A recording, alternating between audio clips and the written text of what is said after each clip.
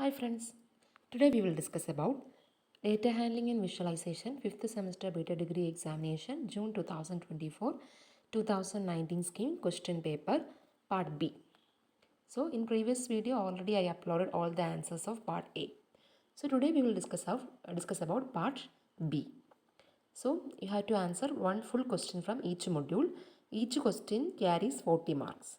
So first we will discuss about the questions and answers from the module 1. So the first question is summarize the different data set types in data visualization. So let us discuss about the question.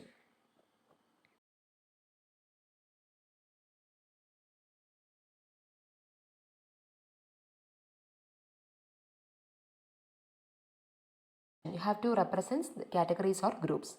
For example, gender, types of routes or regions. These are the examples of categorical data. Then visualization methods used in this categorical data is bar charts, pie charts, heat maps. Okay. Then second one is numerical data. So numerical data usually represents quantifiable values. Okay. Then for example, you can say numbers like age, temperature or sales figures. And it consists of subtypes, that is discrete and continuous. So discrete means countable values, for example number of students, number of people, number of fruits, etc. Then continuous means measurable values, for example height, weight, etc. Then visualization methods used in these are histograms, line graphs and scatter plots. Next section is time series data. So in time series data we are mainly focusing on the data points that we collected or recorded at a specific time intervals.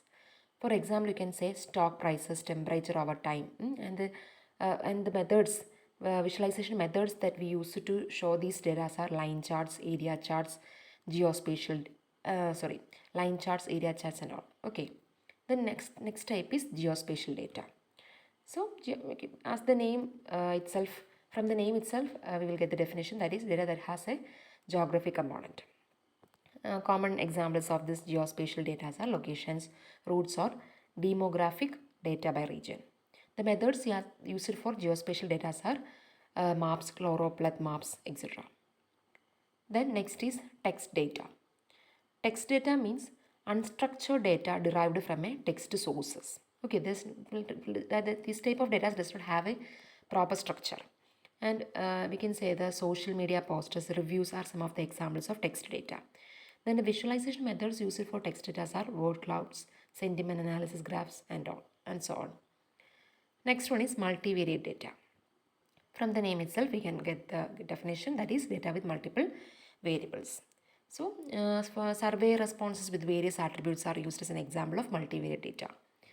Methods used are bubble charts, parallel coordinates, and so on. Okay, so when you will be asked to write the different type of data set types in data visualization, you have to write categorical data, numerical data, subtypes, discrete, continuous. Then the next one is time series data, then geospatial data, and finally text data. Okay, then multivariate data. So these are the answers you have to give. Then the next question asked in the B section is write a short note on attribute types. Okay, so from the module 1, 11 question, A part is summarize different data set types in data visualization. The next question, B part question is write a short note on attribute type. So let's look at what are the attribute types. It's very easy question. So we have nominal attributes. So nominal attributes means what? So nominal attributes are basically unordered categories. They are not in an ordered manner. Colors, type of cars, these are the examples. One of its characteristics are there is no inherent order or ranking. Okay, there will not be a correct order or ranking. That is called nominal attributes. Next is ordinal attributes. From the name itself, we will understand that it consists of an order, that is ordered categories. Satisfaction levels, that is satisfied, neutral, dissatisfied. Like for surveys, etc., we will use this type of examples.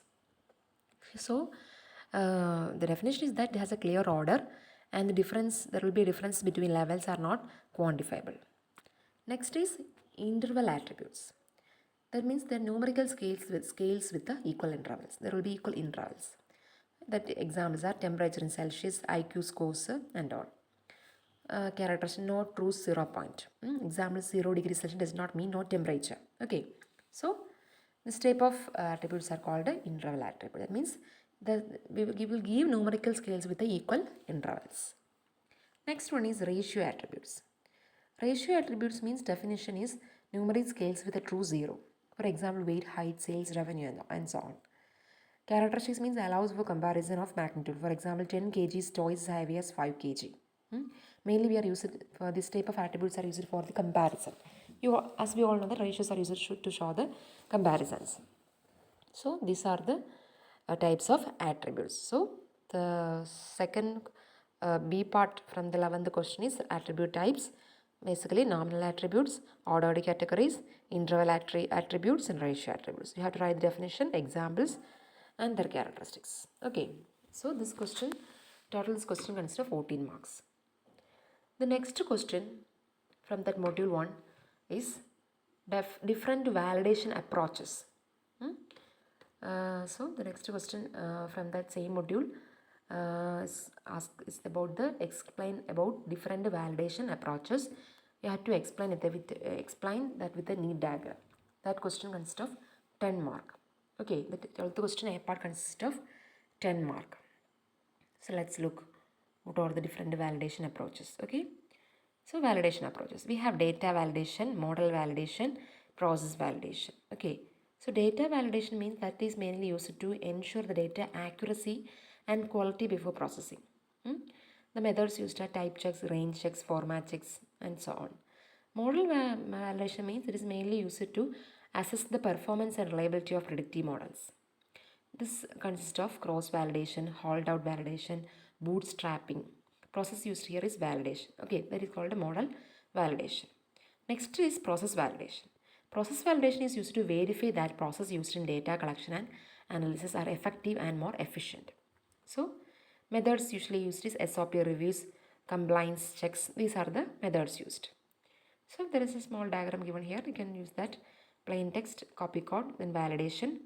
That is, first one is data validation, second is model validation, the third one is process validation. These are three different methods used in, or three different validation approaches. Okay, you have to write the definition of each validation approaches, then you have to give this diagram.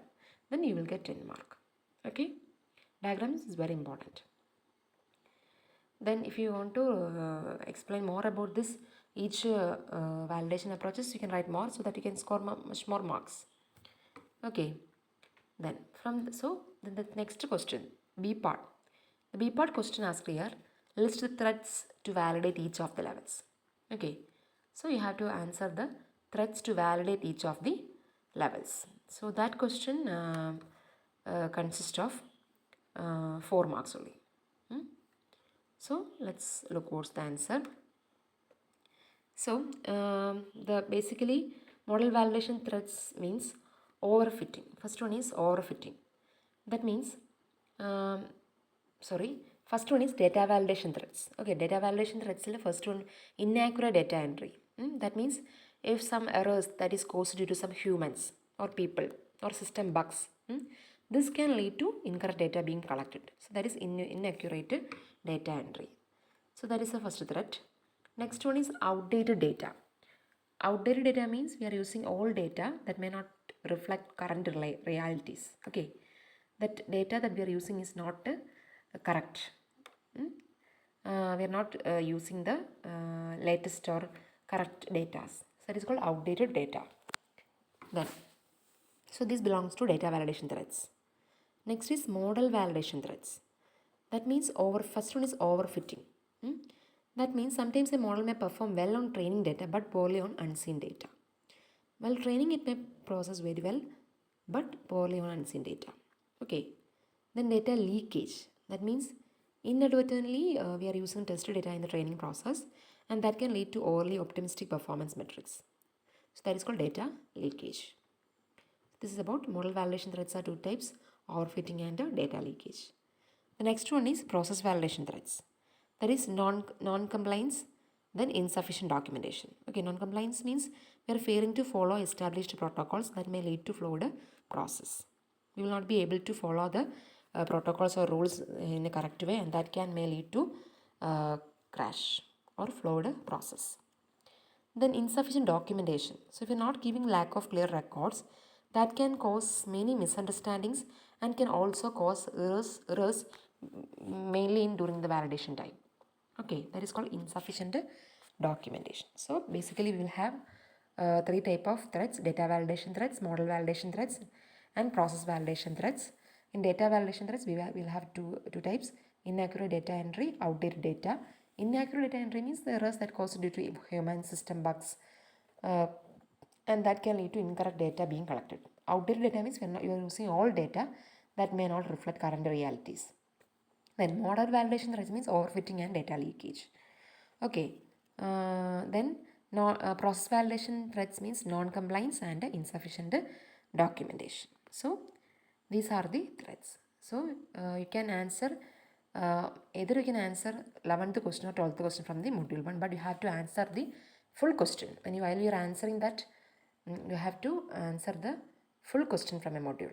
You cannot answer like 11th A part and 12th A part. You cannot answer like that. If you want to answer the 11th question, you have to answer both A and B part. If you want to answer 12th question, then you have to answer 12th A part and 12th B part. Okay. So these question consist of 14 mark.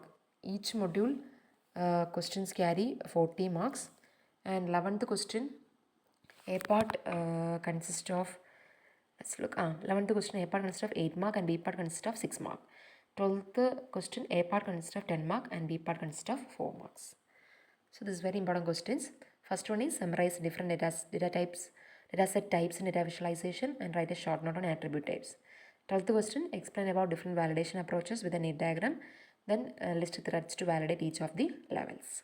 So these questions are very important, and you can expect the same questions in the coming exam also. So that's all about today, and the next we will discuss the next questions in next coming video. Thank you.